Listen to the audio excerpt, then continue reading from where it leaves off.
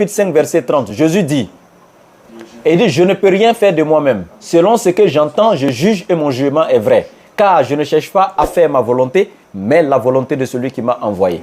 Et l'islam se définit par la soumission à la volonté de Dieu. Donc Jésus était musulman parce qu'il était venu rien que pour la volonté de Dieu sur la terre.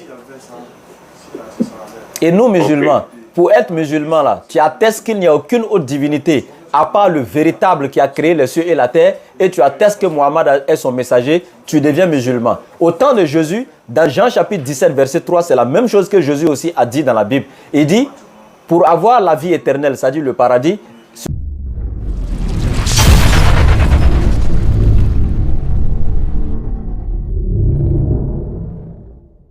cela consiste pour les êtres humains à te connaître toi, le seul véritable Dieu, et moi Jésus-Christ que tu as envoyé. Tout simplement, tu deviens musulman. Mais, une question posée, moi je te pose une question entre toi et moi. Oui. C'est pas concernant quelqu'un d'autre ou concernant les écrits. Je te pose une question. Est-ce qu'on ne peut pas être musulman sans prier? Non, parce que musulman... Être musulman par rapport à remplir les conditions demandées de Dieu. Je t'explique. Voilà. On ne peut pas être musulman sans prier. Pourquoi?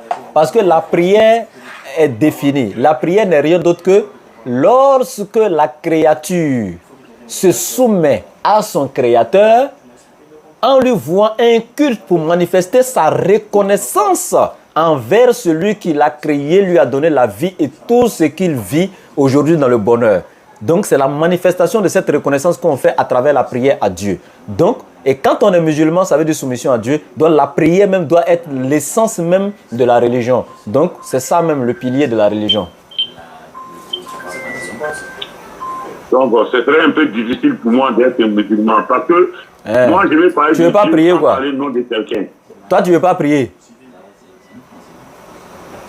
Je dis, ça serait un peu difficile pour moi de pratiquer cela. Parce que moi, je crois en Dieu. Je crois en Dieu tellement. Je vis ici avec des gens qui prient, qui vont à la mosquée nuit et jour. Mais je vois la réalité qu'on vit ensemble ici.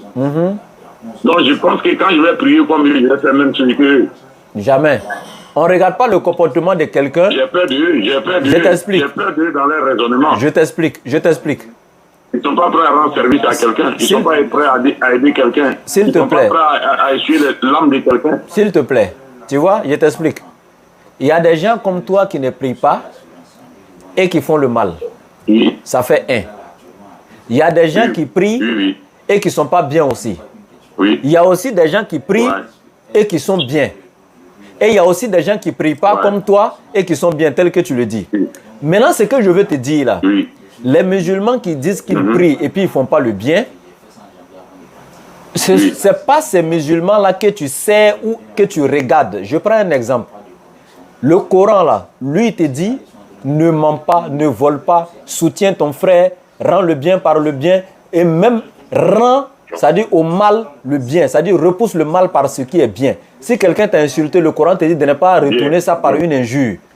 Parce que la sourate 41, verset 34, Allah dit « Repousse le mal par ce qui est meilleur. » Et voilà qu'avec celui que tu avais une animosité, devient tel un ami chaleureux. Donc l'islam t'enseigne tout ça. Si demain tu vois un musulman qui dit que lui il prie, et puis il rend le mal par le mal, etc., il n'est pas gentil, il ne rend pas service aux pauvres, etc., c'est ce musulman qui est comme ça, mais ce n'est pas le Coran qui lui demande d'être comme ça. Or, toi, quand tu deviens musulman, toi, tu suis le Coran et non les musulmans. C'est Dieu que tu suis et non les musulmans. L'islam est parfait, mais les musulmans ne le sont pas forcément. Ah, ok. C'est pas les musulmans que toi, tu regardes. Le Coran est dans toutes les langues aujourd'hui. Le Coran est en français. Tu viens de me dire un mot. Oui. Tout à l'heure, quand je vais me lever, je vais écrire ça. Ok. L'islam est parfait, mais les pratiquants de nos jours ne sont pas parfaits. Bon, pas et tous, il y en a qui sont... Je ne peux pas juger tout le monde. Mais j'ai dit, l'islam est parfait, mais les musulmans ne le sont pas tous forcément. Mais les pratiquants, certains pratiquants de nos jours ne sont pas parfaits. Voilà. L'islam est parfait. Voilà, je dis, l'islam est parfait, mais tous les musulmans ne le sont pas. Ah, ok. Voilà. L'islam est parfait, mais pas tous les musulmans qui sont. Voilà, exactement. Ouais, l'islam est parfait. Voilà. L'islam est parfait, c'est déjà meilleur. Ok. Oui.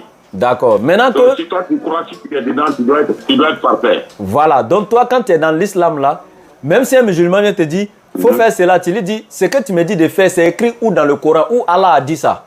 Donc du coup, le Coran est dans toutes les langues. C'est en français aujourd'hui à la portée de tout le monde. Il va te montrer le verset. S'il n'y en a pas dedans, tu sais que c'est lui qui a menti, tu sais que ce n'est pas Allah qui a dit. Donc tu pratiques ton islam selon ce que Dieu a dit, c'est tout. Tu n'es pas obligé de suivre les musulmans. Ouais. Donc moi, je te demande d'être musulman pour te soumettre à ton créateur, tout simplement. Non, je ne suis pas ici soumettre à lui. Je te dis, mon frère. Mais comme je te l'ai dit, justement. Je n'ai jamais mis quelque chose avant Dieu. Ok, maintenant comme j'ai dit là. Je le dis d'abord, depuis que je suis né, je n'ai jamais compté. Je t'explique. Je t'explique. Ni un féticheur. Je t'explique.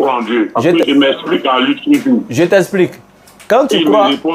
Ok, il n'y a pas de souci. Tu vois, là, dans tout ça, il te fait grâce. Il te fait grâce en te répondant. Mais je t'explique. Tu dis tu crois en Dieu. Oui, tu crois en Dieu. Mais cette croyance à l'intérieur de toi doit se manifester par des actes que tu vas poser concrètement pour lui. Et comme j'ai dit, c'est Dieu qui nous enseigne lui-même comment est-ce que nous devons lui vouer ce culte exclusif et sincère. Et non nous-mêmes, on va choisir une manière qu'on va penser la bonne pour servir Dieu. Non, c'est Dieu qui choisit. Tel que toi-même tu as dit ici au début. Tu as rendu service à quelqu'un et c'est toi, tu lui as montré la manière dont il devait te retourner le service que tu lui as rendu en lui disant de faire la même chose pour quelqu'un d'autre. Donc c'est Dieu qui nous enseigne les manières dont nous devons nous comporter. C'est ce que Dieu recommande. Voilà. Et maintenant, quand tu crois en Dieu, c'est normal. Là, tu crois en lui, tu crois qu'il existe, etc. Ça ne suffit pas. Est-ce que tu as manifesté au moins la reconnaissance à Dieu pour tout ce qu'il a fait pour toi comme bien? Et cette reconnaissance se manifeste à travers la salat, la prière que tu fais, l'adoration. Maintenant, qu'est-ce qui t'empêche de manifester ta reconnaissance à Dieu à travers la prière, après avoir cru en lui? Si je me mets à la prière, je vais parler nom de quelqu'un. Nom de qui? Je vais parler nom de quelqu'un. Mais qui? Moi, je ne vais pas parler nom de quelqu'un. Dans prière, il n'y a pas nom de quelqu'un dedans. Parce que chaque fois, moi, j'imagine qu'il soit avec Dieu. Même toi et moi, on est en train de parler là. Dieu est à côté de toi là-bas, il est à côté de moi ici. Il nous écoute attentivement. On le sait. Ma croyance me fait croire que Dieu est avec toi et moi actuellement.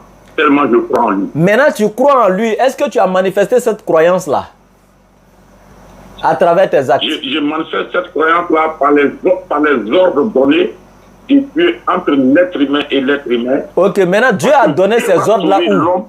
Tu as lu ces ordres-là où? Où Dieu a donné ces ordres-là? Dérange l'humanité. S'il te plaît, Dieu a donné ces ordres-là où? On doit avoir la paix entre nous, l'amour. Voilà, tout ça là, Dieu a écrit ça où? Tu as vu ça où? Les amis. On doit pardonner. On ne doit pas séparer il ne veut pas prier 5 fois par jour là. Il on ne doit pas approcher femme de son prochain. On ne doit pas voler. C'est trop facile. On ne doit pas mentir. Voilà. On doit être véridique. On ne doit pas parler de son ami. Quelquefois, il faut dire la vérité à ton ami. C'est ça même. Ou à ton prochain. C'est ça. Exactement. Maintenant, tout ça là, ça c'est sur le plan horizontal. Même, faut, même ta propre femme, il ne faut pas aller expliquer le problème de vous croyez à quelqu'un, vous venez parler à ta femme. Très bien. Vous parlez, vous réglez à la maison. Ok. Tout ça là, c'est sur le plan horizontal entre toi et ton prochain ou tes prochains pour stabiliser notre société, etc. Donc voici les lois de Dieu qui doivent nous régir. Maintenant, sur le plan vertical, entre toi et puis Dieu, tu dois manifester ta reconnaissance à Dieu à travers son adoration. Pourquoi tu ne veux pas prier, mon frère? Bueno, je sais pas, mais je le faisais à l'enfance. Tu faisais à l'enfance. Je le faisais à l'enfance. C'est que tu étais un bon enfant, mais maintenant... Les éducations des parents. Mais en fin de compte, par rapport à la réalité que j'ai vue et que je vois... Mais c'est ça, il dit là. Côté musulman, l'islam, ce que moi je devrais prendre l'exemple sur eux, c'est le plus je vois en eux. C'est pas eux que tu dois regarder. J'ai dit l'islam est parfait, mais pas tous les musulmans. Qui ont vécu parmi eux. Tu reviens sur un argument. Moi, je n'ai pas, je t'ai dit ça dans un premier temps. Je n'ai pas connu les pays arabes. Écoute-moi, s'il te plaît. Selon ce que j'ai écouté et je vois de eux. S'il te plaît. Moi, j'ai pris, pardonne-moi un peu, hein, j'ai pris mon visa en Amérique latine pour venir en Europe. Actuellement, il y avait un petit pays, entre ce petit pays et la Côte d'Ivoire, il n'y avait pas de visa à l'époque dédiée. Mais, même dans les pays arabes, quel que soit qu'il y a l'argent, moi, par exemple, je suis ton frère, même père, même mère. Je vis en Libye, ou je vis au Maroc, je vis en Tunisie, ou je vis en Algérie. Il y a un problème, j'ai de l'argent suffisamment, même si j'ai 1 milliard de dollars, c'est impossible que je t'amène l'argent. Je ne vais pas t'amener l'argent. Dans les pays arabes. Pendant qu'ils ont des grandes boutiques chez nous, ils ont toutes l'opportunité chez nous. Ils sont des musulmans. Tu sais, l'islam, s'il te plaît, qui vous a dit que l'islam était pour les Arabes? L'islam n'est pas pour les Arabes. Allah dit qu'il a fait descendre le Coran pour l'univers. Sourate 25, verset 1er. Il dit qu'on exalte la bénédiction de celui qui a fait descendre le livre du discernement, entre parenthèses le Coran, sur son serviteur Mohammed, afin que celui-ci soit un avertisseur à l'univers. Le Coran est venu pour l'univers et non pour les Arabes, mon frère. Ne prends pas exemple sur les Arabes. Je t'ai dit, même pays où Jésus est sorti, là, tous les Juifs ne sont pas justes. Mais c'est pour te dire quoi? Un prophète... Je peux prendre exemple sur la Mecque, c'est les Arabes. Tu sais quoi? En arabe. Je t'explique. On étudie en arabe. Même si toi-même tu veux me répéter quelque chose, tu dois me le lire d'abord en arabe avant de me développer. J'ai dit, l'islam... c'est pas pour les Arabes. L'islam n'est pas égoïste. J'ai dit, l'islam n'est pas pour les Arabes. On a qu'à te reconnaître, on respecte Mohammed. On a qu'à lui donner sa valeur que Dieu lui a donnée. J'ai dit, le prophète Mohammed lui-même, lors de son pèlerinage d'adieu, il s'est arrêté sur le mont Arafat. Il s'est adressé à toute l'humanité. Regarde ce qu'il va dire. Il dit, ô homme, votre Dieu Allah. Et quand il dit ô homme, il parle de tous les êtres humains de l'univers. Il dit ô homme, votre créateur Allah est unique. Et votre père Adam est unique. C'est-à-dire tous les êtres humains viennent d'un seul père de l'humanité qui est Adam. Et regarde ce que le prophète dit. L'arabe n'est pas... Écoute bien, écoute, s'il te plaît, laisse-moi terminer. Je t'écoute, laisse-moi terminer. Il dit, l'arabe n'est pas supérieur à un non-arabe, ni un non-arabe supérieur à un arabe, ni un blanc supérieur à un noir, ni un noir supérieur à un blanc, que par la piété, le meilleur d'entre vous est celui qui craint Allah le plus. Ça, c'est le prophète Mohammed lui-même qui a déclaré ça lors de son pèlerinage d'adieu. Il dit, l'arabe n'est pas supérieur à un non-arabe, ni un non-arabe à un arabe. Tous les êtres humains sont au même pied d'égalité et que le message dont lui il a été porteur est un message destiné à l'univers. Ok, merci. Je t'ai dit, l'islam est parfait, pas tous les musulmans. Toi, tu regardes le Coran, tout simplement. Est-ce que tu es obligé de regarder les musulmans? Les musulmans ne sont pas l'islam.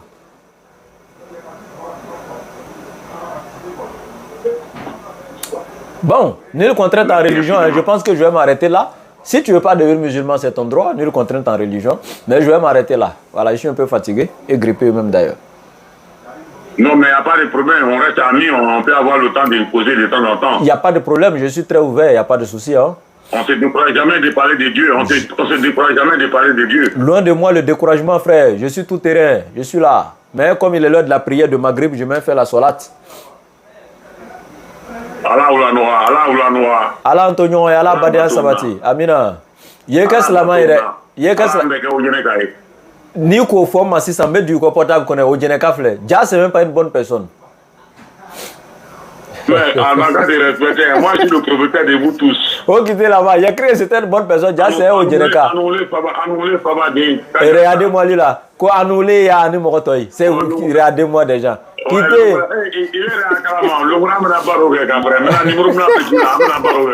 D'accord, il a compris. Merci bien. Shukran.